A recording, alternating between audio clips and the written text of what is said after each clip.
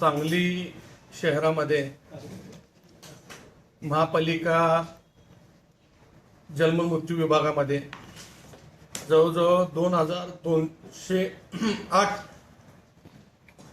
दाखले प्रलंबित आहेत आणि विद्यार्थ्यांच्या ऍडमिशनचा काळ चालू आहे।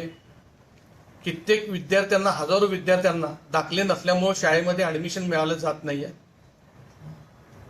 आणि अशी सांगलीतली परिस्थिती असताना, एवढी गंभीर बाब असताना तर हे आज झाले का? नाही, हे 1 महिन्यापासून पोर्टल बंद आहे आणि नागरिकांना दाखले मिळत नाहीत ऍडमिशनसाठी। तर आम्हाला एवढंच म्हणायचं आहे, सत्ताधारी हे सत्ता भोगण्यासाठी नसतात, लोकांची सेवा करण्यासाठी असतात। आणि आज हे सर्व सत्ताधारी, सर्व पदाधिकारी सांगली सातारा विधान परिषदेच्या इलेक्शनच्या नावाखाली गोव्यामध्ये सहलीला गेलं। तर ह्या लोकांना सत्ता भोगत असताना लाजा वाटल्या पाहिजे। आज शिक्षणाचा एवढा मोठा गंभीर विषय असताना, एवढे दाखले प्रलंबित असताना ह्या लोकांनी कामाला दुजोरा देऊन ट्रिपला महत्व दिले। आज ह्या लोकांकडे एका बाजूला हे लोक सांगतात की आमच्याकडे 700 मतदान आहे, 700 मतदान आहे। एवढं मतदान असताना ह्यांना भिण्याची जरूरत का लागली आणि ट्रिपला जाण्याची गरज का लागली?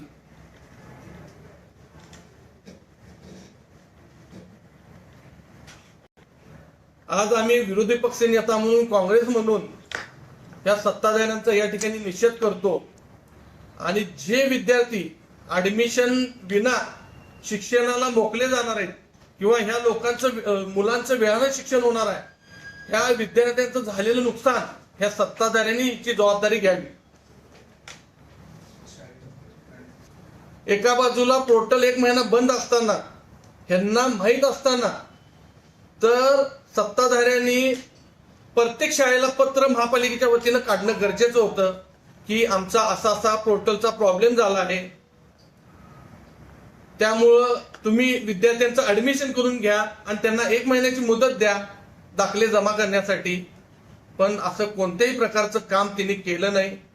फक्त सत्ता मिळवायची, ती पण काटावर मिळवायची आणि ती सत्ता भोगायची, त्या सत्तेचा उपभोग घ्यायचा, एवढंच ह्या ठिकाणी काम करतानाही सत्ताधारी दिसत आहे।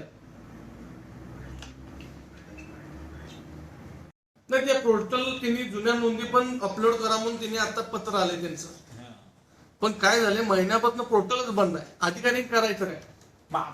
आज प्रत्येक विभागाला बघा, एका